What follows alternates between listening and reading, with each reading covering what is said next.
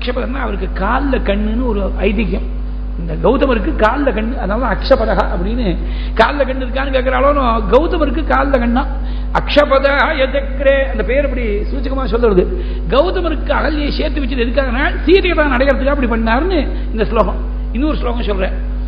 ஜனக மகாராஜா சீதைக்கு ராமனுக்கு கொடுக்கணும்னா என்ன பண்ணுவார்? சாதாரணமா எந்த ஒரு கன்னியாபினாவும் பெண்ணை கொடுக்கறதுக்கு முன்னாடி பெண்ணை கொடுத்தியோ கண்ணை கொடுத்தியோன்னு சொல்லுவா. 4 பேர்த்து விசாரிச்சு இந்த பையன் நல்ல பையனா நல்ல சாரித்திரமா இதெல்லாம் கேட்பாளோனும் விசாரிப்பாளோனும். அந்த காலத்துல டிடெக்டிவ் ஏஜென்சிஸ் எல்லாம் கிடையாது. அவன் கான்பிடென்ஷியலா ஒரு ரிப்போர்ட் ஃபோல்டர் பண்ணி கொடுத்து உனக்கு பில்லையும் சேர்த்து அனுப்பிச்சிடுவான். அந்த மாதிரிலாம் கிடையாது. அதனால ஆத்து புரோகிதர் தான் மோஸ்ட் ரிலையபிள் சோர்ஸ். அவர் பல இடத்துக்கு போகக்கூடியவர். சமையல் பர்யந்தம் எல்லா இடத்துலையும் அவருக்கு அன்ரிஸ்ட்ரிக்டட் என்ட்ரி. அதனால பல குடும்பங்கள்ல இருக்கக்கூடிய நுட்பங்கள்லாம் அவருக்கு தெரியும். அதனால புரோகிதரை போய் கேட்டா இந்த பையன் நல்ல பையனான்னு கேட்டா அவர் நல்ல ரிப்போர்ட் கொடுக்கணும். ஜனகருக்கு ஒரே புரோகிதர் சதானந்தர். சதானந்தர் அகல்யக்கும் கௌதமருக்கும் பிறந்தவர். சதானந்தர் போய் ராமன் எப்பேற்பட்ட பிள்ளை அப்படின்னு ஜனகர் கேட்டார்னா, Sadananda must be placed in a debt of gratitude to Rama. நம்ம அப்பா அம்மாவையும் சேர்த்து வச்சவர் ராமன். பரம உத்தமனாச்சே, அவனை போல பிள்ளை உலகத்திலேயே கிடையாது அப்படின்னு ஓஹோன்னு ஸ்லாக்கியமா கொண்டாடி சதானந்தர் சொல்லி ஜனகர் தனக்கு தன் பெண்ணை கொடுக்கணுங்கிறதுக்காக சதானந்தருக்கு ஒரு பெரிய நன்றி கடன் பட்ட ஒரு நிலையை ஏற்படுத்துறதுக்காக அவர் பிதாவையும் மாதாவையும் சேர்த்து வச்சார் அப்படின்னு இப்படி ஒரு ஸ்லோகம். கர்த்தவ்யோ ஜனகேன மைதிலி தவோத்வாக கிரமாலோசனே ஸ்வயம் வாக் உபகாரமா ரசயிதா இதி ஆலோச்ய பாவி ஸ்திதிம் தத் வம்சைக புரோகிதஸ்ய ஹி சதானந்தஸ்ய ஹர்ஷாய தன் மாதுர்கிராவதசாம் ஹரன் ரகுபதிஹி தஸ்யோபகாரம் வியதாத். அகல்யை சாபம் போஜனம் பண்ணி வச்சு மித்ராநகரம் வந்து சேர்றாள். ஜனக மகாராஜா விஸ்வாமித்திரர் வந்திருக்கார் தெரிஞ்ச உடனே பரம சந்தோஷத்தோடு வந்து வரவேற்று சுவாகதம் பண்ணி சுவாமியும் லக்ஷ்மணையும் பார்த்த உடனே அங்க சுமதி கேட்ட மாதிரி அந்த 4-5 ஸ்லோகங்கள் ஆல்மோஸ்ட் ரிப்பீட்டட். இங்க இமௌ குமாரௌ பத்ரம் தே இந்த குழந்தைகள்னு ஆரம்பிச்ச அடுத்த வார்த்தை கேட்கறதுக்கு முன்னாடியே மனசுல வேற ஒரு எண்ணம் வந்துட்டு உடனே சொல்லிவிட்டாரு.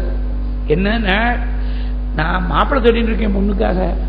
இந்த மாதிரி ஒரு மாப்பிள்ளை கண்ணுக்கு முன்னாடி ஒரு வர்ணை கொண்டு நிறுத்தினேலே உங்களுக்கு மங்களம் ஏற்படட்டும். பத்ரம் தே இமௌ குமாரௌ பத்ரம் தே தேவதுல்ய பராக்கிரமுஹு கஜசிம்மகதி வீரௌ ஷார்தூல விஷபோபமுஹு. இந்த மாதிரி குழந்தைகள் யாரு தெரியல. பரஸ்பரஸ்ய சத்ருஷௌ பிரமாணேன்கித சேஷ்டிதைஹி கஸ்ய புத்ரௌ மகாமுனே. யாருடைய குழந்தைகள்? கதம் பத்யாம் இமம் பிராப்தௌ. எப்படி கால்நடையா எப்படி வந்திருக்காள்? சோதுமிச்சாமி தத்வதா. நான் வாஸ்தவமா தெரிஞ்சுக்கணும்னு ஆசைப்படுறேன். இந்த தத்துவத்தகான்னு ஏன் போட்டார் அப்படின்னா, தத்துவத்தை கேட்கணும்னு ஆசைப்படல தசரதர். அவருக்கு போய் நீங்க தத்துவத்தை சொன்னீங்க அகம் வேத்மி மகாத்மானம்னு. நான் தத்துவம் கேட்கணும்னு ஆசைப்படுறேன், எனக்கு சொல்லப்படாதா? சோதுமிச்சாமி தத்வதா. விதேக தேசத்து ராஜா வைதேகர். அதாவது சரீரத்துல லவலேசம் கூட அபிமானம் இல்லாம இருந்ததுனால வைதேகருங்கிற பேர் அவருக்கு ரொம்பவே பொருத்தமா இருந்தது. சரீர ஸ்மரணமே இல்லாமல் சரீர பிரகி இல்லாத இருந்த அந்த வைதேகருக்கு முன்னாடி சரீரத்தோடு நீ போய் நின்னையே பிராப்ய வைதேகம். பட்டத்தில் ஒரு பதம் போட்டார்னா அதுக்கு 1000 அர்த்தங்கள் இருக்கும். பிராப்ய வைதேகம். அங்க அப்படி வரவேற்று சுவாமியும் லக்ஷ்மணும் யாருன்னு கேட்கிறாள். விஸ்வாமித்திரர் சங்கேபமா விஷயத்தை சொன்னாள். சதானந்தர் வந்து இந்த அப்பா அம்மா சௌக்கியமா இருக்காளா எல்லாம் கேட்டாள். அது ரொம்ப சங்கரமா அரை ஸ்லோகத்துல எத்கர்த்தவியம் தத் கிருதம் மயா, எது செய்யணுமோ அது செஞ்சு முடிச்சாச்சு அப்படின்னு விட்டாள். அதாவது முன்னாடி சாபம் வாங்கினதெல்லாம் அது ஒரு அன்பிளசன்ட் மெமரி. அதை போய் டுவெல் பண்ணி இருக்கிறாள். முடிஞ்சு போயிடுச்சு, பாவனையா போயிட்டா, பகவானுடைய பாததூளி பட்டு அவ பவித்திரையா போயிட்டா. இனிமே அதை பத்தி முன்னாடி நடந்த சமாச்சாரத்தை சொல்லி மனசுக்கு கிளேசத்தை கொடுக்கப்படாது, எது செய்யணுமோ அதை செஞ்சாச்சுன்னா. சதானந்தர் வாக்கால விஸ்வாமித்திரருடைய பூர்வ விருத்தாந்தத்தை எடுத்து ஒரு 15 சர்க்கங்கள் ராமனுக்கு எடுத்து சொல்றாள். எனக்கு 15 நிமிஷம் கூட கிடையாது, அதுக்குள்ள நான் சொல்லி ஆகணும். விஸ்வாமித்திரர் பல வருஷங்கள் ராஜாவா இருந்தார். காதியுடைய புள்ளியா இருந்து காதிக்கு அப்புறம் ராஜாவா இருந்தார். அப்ப வசிஷ்டரோட பகை கிடையாது. வசிஷ்டருடைய ஆசிரமத்துக்கு சைன்யங்களோட ஒரு சமயம் போன பொழுது வசிஷ்டருடைய ஆசிரமத்தில் காமதேனு இருக்கார். காமதேனுவை வச்சுட்டு உயர்ந்த ஆதித்யம் பண்ணி வச்சுட்டார் வசிஷ்டர். வசிஷ்டருடைய ஆசிரமம்னா எத்தனை ஸ்லோகங்கள் வர்ணிச்சிருக்கார் வால்மீகி. ஒரே சர்க்கத்தில் ஒரு 4-5 முறை வசிஷ்டகா ஜபதாம் சிரேஷ்டா, வசிஷ்டகா ஜபதாம் வரஹா, இப்படி எல்லாம் சொல்லுவார். மகாமந்திரங்களை ஜபம் பண்ணுறதுல அவருக்கு இணை வேற ஒருத்தர் கிடையாது. வசிஷ்டஸ்ய ஆசிரமபதம் அது பிரம்மலோக விவாபரம், பிரம்மாவுடைய லோகத்தை போல இருக்கான், இன்னொரு பிரம்மலோகத்தை போல இருக்கான். அப்பேற்பட்ட வசிஷ்டருடைய ஆசிரமத்தில் போய் சேர்ந்தாள் விஸ்வாமித்திரர். நவாகத்தில் நான் போய் வசிஷ்டருடைய ஆசிரமத்தை வர்ணிச்சுட்டு இருக்க முடியுமா? அது மூலத்தை எடுத்து பார்த்தா தெரியும். அதுக்காக தான் மூலபாராயணத்தை அப்படி அனுசந்தானம் பண்ணுங்கிறது. ஒவ்வொரு அக்ஷரமா பார்க்கணும்னா மூலத்தை தான் பார்க்கணும். அது ஒரு தனி அனுபவம். அதுலேருந்து இருக்கக்கூடிய ஒரு சில திவிலைகள் தான் பிரவச்சனத்தில் பகிர்ந்துக்க முடியும். அந்த வசிஷ்டருடைய ஆசிரமத்தில் போய் காமதேனு கொடுத்த பொருளை வச்சுன்னு ஆதித்யம் பண்ணி வச்சார். உடனே விஸ்வாமித்திரர் என்ன பண்ண, இந்த மாதிரி ஒரு பெரிய ரத்னமாட்டமா இருக்கு இந்த பசு, இது உங்கள்கிட்ட இருந்து என்ன பிரயோஜனம்? எங்கிட்ட தான் இருக்கணும், ராஜாக்கள்கிட்ட தான் இருக்கணும் ரத்னங்கள்லாம். ரத்னம் ஹி பகவன் ஏதது ரத்னஹாரி ச பார்த்திவஹா, ரத்னங்கள்லாம் ராஜாக்கிட்ட தான் இருக்கணும், எங்கிட்ட கொடுத்துருங்க. நான் உங்களுக்கு எத்தனை பசுக்கள் வேணா, 1000 பசு, 1,00,000 பசு, எவ்வளவு வேணா கொடுக்குறேன், இந்த காமதேனுவை கொடுத்துருங்க. கவாம் சதசகஸ்ரேண தியதாம் சபலாமமஹா. வசிஷ்டர் சொன்னார், எனக்கு தர்ஷம், பூர்ணமாசம், அக்னிஹோத்திரம் எல்லாத்துக்கும் இந்த கோக்ஷீரத்தை இவதான் கொடுத்துட்டு இருக்கா நித்திய ஆராதனத்துக்கு. அதனால அதிகமா பேசுவானே, நீங்க எத்தனை பசுக்கள் கொடுத்தாலும் காமதேனு கொடுக்கறதா உத்தேசம் இல்லை. பகுனா கிம் பிரணாபேன நதாஸ்யே காமதோகினீம், நினைச்ச பொருள் எல்லாம் கொடுக்கக்கூடிய விட கொடுக்கறதுக்கு உத்தேசம் இல்லைன்னு விட்டார். உத்தேசம் இல்லைன்னா அது நிர்பந்தப்படுத்தப்படாது, திரும்பி போக வேண்டியதான். தான் ராஜா நாம கேட்டு ஒரு விஷயத்தை இல்லேன்னு ஒரு ரிஷி மறுக்கிறதாவது, உடனே 1,00,000 பசு கொடுக்குறேன்னு சொன்னேன் வாண்டான்னு விட்டு, ஒரு பசு கொடுக்காமல் காம்பன்சேஷனே கொடுக்காம நானே அக்வயர் பண்ண போறேன்னு சொல்லி ஆட்களை கூப்பிட்டால் காமதேனு ஓட்டிட்டு போயிடுங்கன்னு விட்டாள். காமதேனு உடனே போய் வசிஷ்டத்தை போய் அழுதாள். நான் இத்தனை நாளா எனக்கு தெரிஞ்ச மட்டும் உங்களுக்கு கைங்கரியம் பண்ணியிருக்கேன், இப்ப திடீர்னு என்ன விட்டு கொடுத்துட்டே, அவன்கிட்ட யாரோ ஒரு சத்திரியன்ட்ட விட்டு கொடுத்துட்டே, நான் உங்களுக்கு என்ன குறை வச்சுட்டேன்னு அழுதாளா. அம்மா நான் ஒன்றும் விட்டு கொடுக்கல, அவனா பலாத்காரமா ஓட்டின்னு போக முடியாது, ஆட்களை கூப்பிட்டு உத்தரவு பண்ணியிருக்கான், நான் என்ன பண்ணுவேன், நான் ரிஷி, அவன் சைன்யத்தை எடுத்து நான் நிற்க முடியுமா, நான் கவனிச்சுக்கிட்டோமான்னு கேட்டாள் காமதேனு. தாராளமா நீ கவனிச்சுக்கோ. உடனே பப்பளவாதிகள் எல்லாம் சரீரத்திலே சிருஷ்டி பண்ணார், விஸ்வாமித்திரோட சைன்யத்தை எல்லாம் துவம்சம் பண்ணார். விஸ்வாமித்திரர் உடனே என்ன பண்ணார், கடுமையா தபஸ் பண்ணி பரமேஸ்வரனை திருப்தி பண்ணி, பரமேஸ்வரன் பிரத்யட்சமா ஆவிர்பவிச்சு என்னெல்லாம் அஸ்திரங்கள் உண்டோ அவ்வளவையும் கொடுக்கணும்னு கேட்டார். அவ்வளவு அஸ்திரத்தையும் கொடுத்தார். அஸ்திரத்தை வாங்கின்ற உடனேயே ஹதமே வததாமே வசிஷ்டம் ரிஷி சத்தமம், வசிஷ்டர் அழிஞ்சு போயிட்டார்னு நினைச்சாராம் அஸ்திரத்தை வாங்கின உடனே. அவ்வளவு அஸ்திரத்தை எடுத்துட்டு வந்து திரும்பி வசிஷ்டர் ஆசிரமத்தில் அஸ்திரத்தை பிரயோகம் பண்ணார். வசிஷ்டர் பார்த்தார், நீ இன்னும் புரிஞ்சுக்கலடாப்பா, ஏதோ இந்த அஸ்திரத்தை போட்டு என்ன பிரமிக்க முடியாது செஞ்சிட முடியும் நினைச்சிட்டு இருக்கியா, இந்த பிரம்மதண்ட திருத்த அப்படி சும்மா வச்சா அத்தனை அஸ்திரங்களும் இருக்கக்கூடிய சோடு தெரியாம அடங்கி போயிடுத்து. திக்பலம் க்ஷத்ரிய பலம் பிரம்மதேஜோ பலம் பலம் ஏகேன பிரம்மதண்டேன சர்வாஸ்திராணி ஹதானிமே. க்ஷத்ரிய பலம், தன்னுடைய ஆயுதங்களுடைய பலமெல்லாம் ஒன்றும் பிரயோஜனமே இல்லை. பிரம்மபலம், பிராமீகமான தபஸால ஏற்படக்கூடிய பலம் தான் சிறந்த பலம். ஒரு பிரம்மதண்டத்தால என்னுடைய ஆயுதங்கள்லாம் அழிஞ்சு போயிடுத்து அப்படின்னு பிரம்ம தேஜஸ்துடைய பெருமையை அன்னைக்குதான் உணர்ந்தார். வசிஷ்டரை போல நாமும் பிரம்ம தேஜஸை சம்பாதிச்சு பிரம்ம ரிஷி ஆகணும்னு சொல்லி தபஸ் பண்றேன் என்று சொல்லி கிளம்பினாள். தெற்குல தெரிஞ்சோ தெரியாமலோ தெற்குல ஆரம்பிச்சுட்டார் முதல்ல தபஸ. 1000 வருஷ காலம் தபஸ் பண்ணாள். தபஸ் பண்ண இவரை ராஜர்ஷி அப்படின்னு தேவர்கள்லாம் வந்து ஒத்துண்டார். இந்த 1000 வருஷம் தபஸையும் என்ன எடுத்து செலவழிக்க முடியாது எடுத்து. திரிசங்கு அப்படின்னு சூரிய வம்சத்துல வந்த ராஜா சரீரத்தோட சொர்க்கம் போகணும்னு நினைச்சான். வசிஷ்டர் குலகுருவிடத்துல போய் கேட்டார். வசிஷ்டர் சொன்னார், இந்த உடம்போட போக முடியாது தேவலோகத்துக்கு. வசிஷ்டருடைய புத்திரர்கள்ட்ட போய் கேட்டாள். அப்பா முடியாது சொல்லிவிட்டாள், எங்களாலையும் முடியாதுன்னு விட்டாள். உடனே விஸ்வாமித்திரர்கிட்ட வந்தார். விஸ்வாமித்திரர் கேட்டார், சொர்க்கத்துக்கு சரீரத்தோட போகணும் அவ்வளவுதானே? ஆமா, என் குலகுரு வசிஷ்டர் முடியாதுன்னு விட்டார். வசிஷ்டர் முடியாதுன்னு சொல்லிவிட்டாரா, நான் அனுப்புறேன் பாரு அப்படின்னா. ஹஸ்த பிராப்தமகம் மன்யே தவஸ்வர்க்கம் நராதிபா யஸ்வம் கௌஷிகமாசாத்ய சரண்யம் சரணங்கதஹ. உள்ளங்கை நெல்லிக்கனியை போல உனக்கு சொர்க்கம் இதோ அனுப்புறேன்னு சொல்லி. இந்த இங்கிலீஷ்ல ஒரு வார்த்தை, இங்கிலீஷ் வார்த்தை இல்லை, பிரெஞ்சிலேருந்து பாரோ பண்ண வார்த்தை, நோவியோ ரிஷ் அப்படின்னு ஒரு வார்த்தை. இந்த புதுசா திடீர்னு ஒருத்தனுக்கு பணம் வந்துட்டா அர்த்தராத்திரியில கொடைபிடிப்புன்னு சொல்லுவா பாருங்க. அந்த மாதிரி இவருக்கு திடீர்னு தபஸ் பண்ணி ஒரு 1000 வருஷம் தபஸ் பண்ண அந்த பலன் வந்த உடனே அது என்ன பண்றது, தபஸ் என்ன பண்றது, செலவழிக்கணுமேனு தோணுறது. இவனுக்கு நான் சொர்க்கத்துக்கு அனுப்புறேன்னு அனுப்பிச்சேன். அனுப்பிச்சா இன்னும் பார்த்தான், உன்னை யாரோட அனுப்பிச்சா இது ரெகுலர் சேனல்ல வரல, இது ஏதோ திடீர்னு ஏதோ எங்கேயோ பைபாஸ் பண்ணி வந்திருக்கான், யார் அனுப்பிச்சா? விஸ்வாமித்திரர் அனுப்பிச்சாங்க. நாங்க அதை ரெகக்னைஸ் பண்ணிக்கல, நீ கீழே போகணும்னு விட்ட. கீழே விழும்போது கத்தினா, நான் விழறேன்னு அங்கேயே நின்று விட்ட. நான் உனக்காக தனியாக ஒரு சொர்க்கலோகத்தையே நிர்மாணம் பண்றேன், வேற இந்திரனையே தயார் பண்றேன். இல்ல இந்திரனே இல்லாமல் ஒரு லோகம் இருக்கட்டும். அந்யமிந்திரன் கரிஷ்யாமி லோகோவாஸ்யாத் அனிந்திரகா தெய்வதானி அபிச்சக்ரோதாது சிரஷ்டும் சமுபஜக்ரமேஹே. இந்த 1000 வருஷம் பண்ண தபஸ் முழுக்க இந்த புதுசா சொர்க்கலோகத்தை கிரியேட் பண்றேன்னு சொல்லி திரிசங்குக்கு அந்த இடத்துல ஒரு ஸ்தானத்தை ஏற்படுத்தி அதுல செலவிஞ்சு போயிடுத்து. 1000 வருஷத்துடைய தபஸானது செலவிஞ்சு போயிடுத்து. மறுபடியும் தபஸ் பண்ணோம்.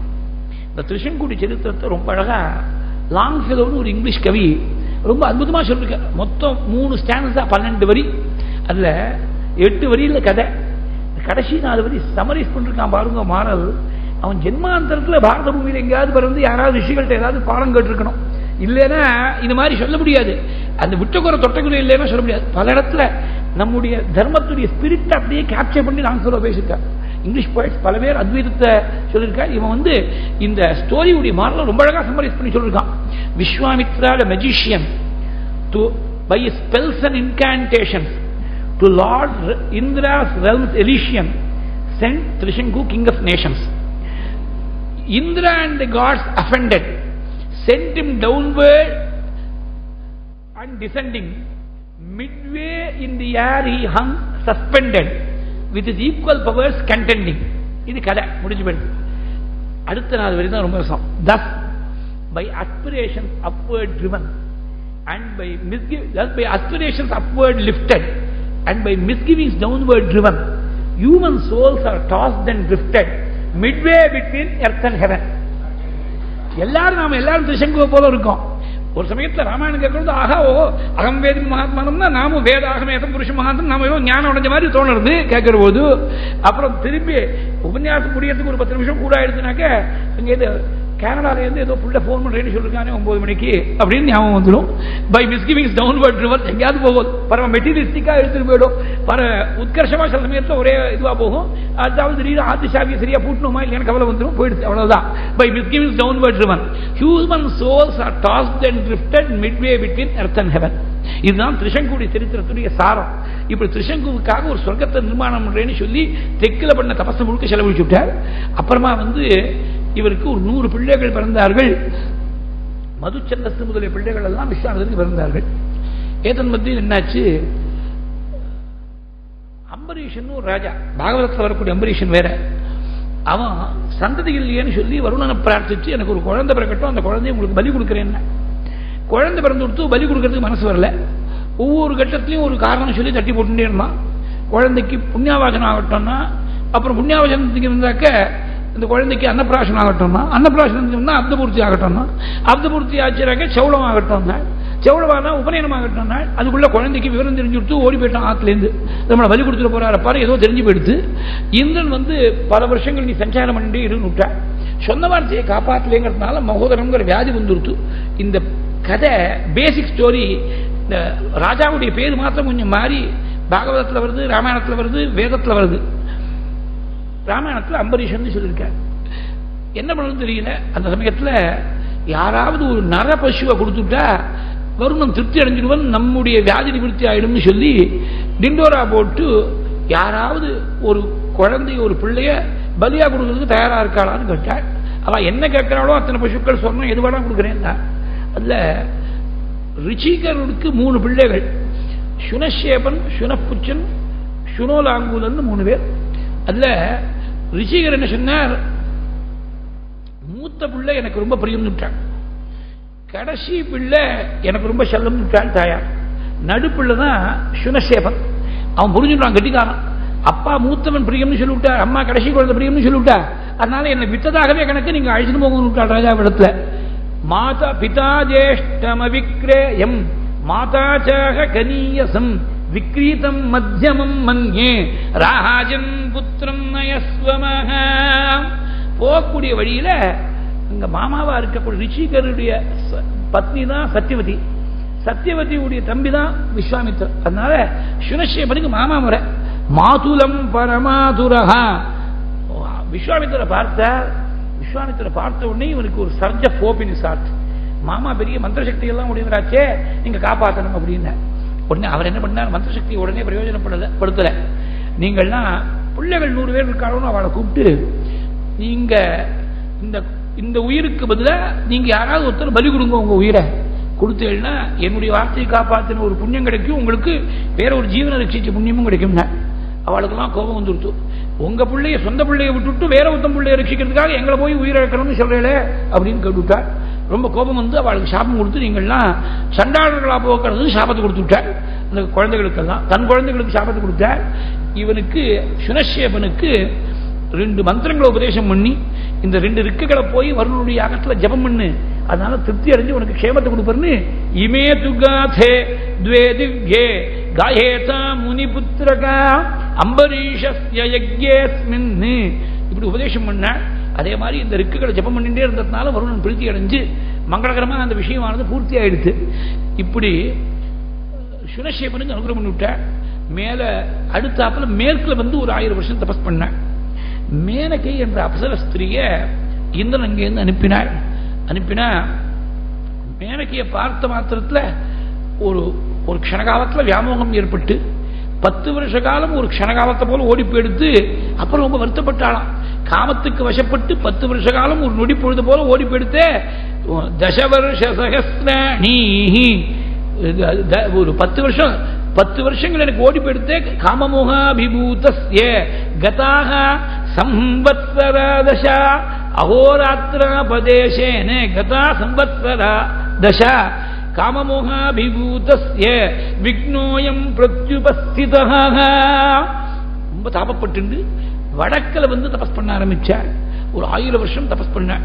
மேற்கில் தபஸ் பண்ணி முடிக்கிற போது நீ ரிஷி அப்படின்னு ஒத்துண்டாள் தேவர்கள்லாம். மேல வடக்கில் தபஸ் பண்ணாள் 1000 வருஷம். ரம்பை அனுப்பிச்சான்னு இந்திரன். ரம்பையை பார்த்த உடனே ஒரு கோபம் வந்துட்டு, மேனக வந்து கெடுத்துட்டா ஒரு திக்கல் பண்ண தபஸ முழுக்க, நீ வேற கெடுக்கிறதுக்காக வந்திருக்கியா? என்மாம் லோபகசே ரம்பே காமக்ரோத ஜகீஷினம் 10 வருஷ சகஸ்ராணி சைலீஸ்தாஸ்யசி துர்பகே.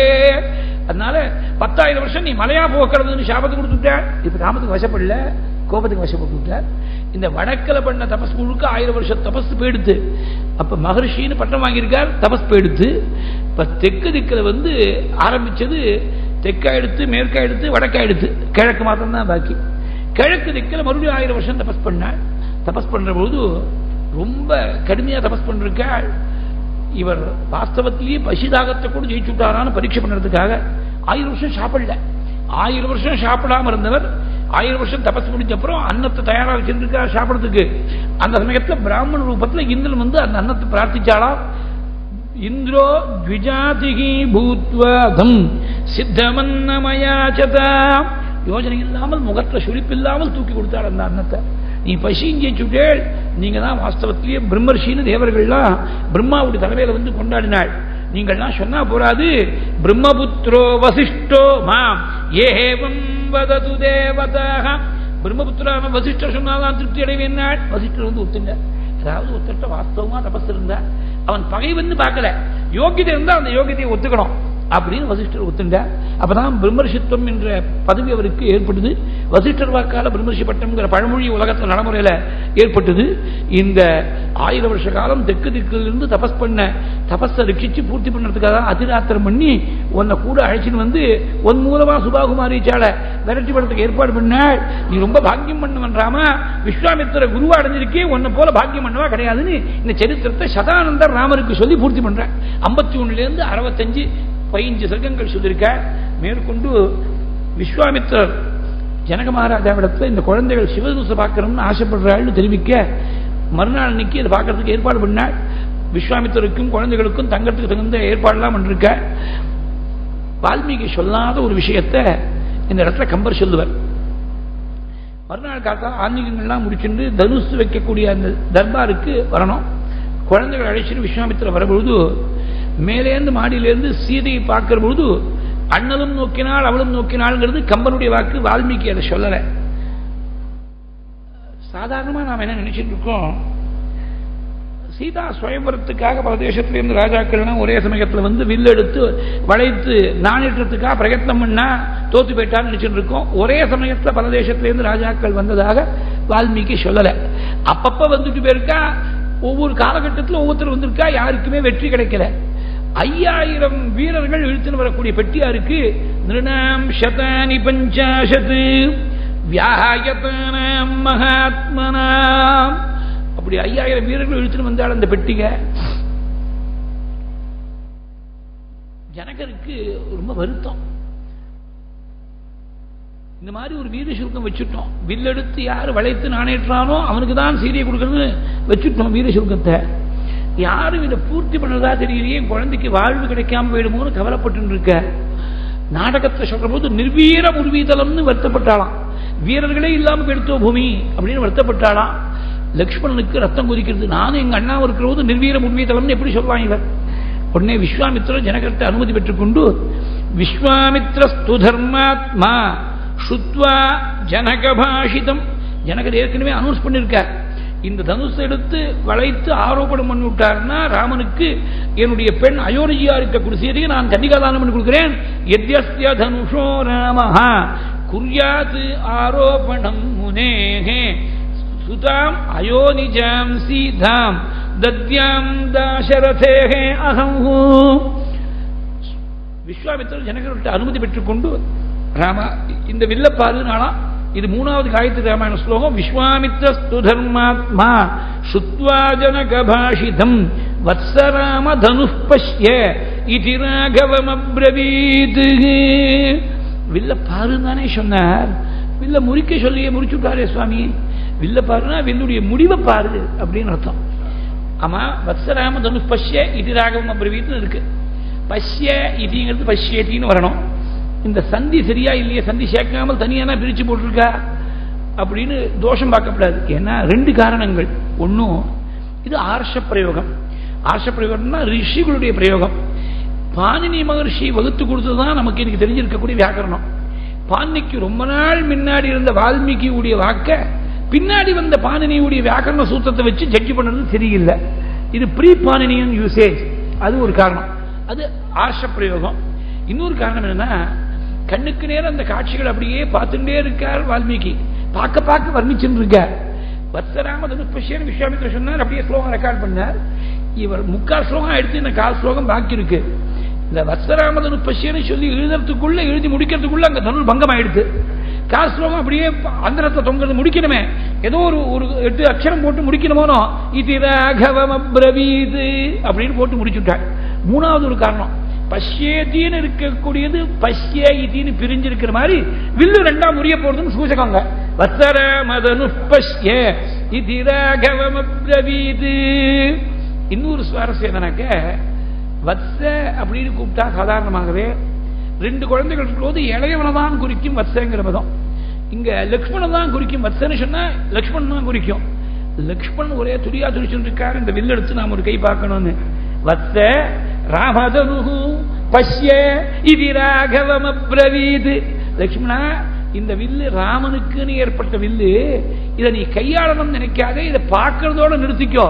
நீ பார்க்கதான் பார்க்கலாமே தவிர கையாளப்படாது. வத்ச ராமதனு பஷ்ய இதி ராகவம் அப்ரவீத். ராகவன்கிற பதம் ரகு வம்சத்துல வந்த ஆண் குழந்தைகள் எல்லாருக்கும் ராகவன் பேரு. ரகோஹோ கோத்ராபத்தியம் புமான் ராகவகா.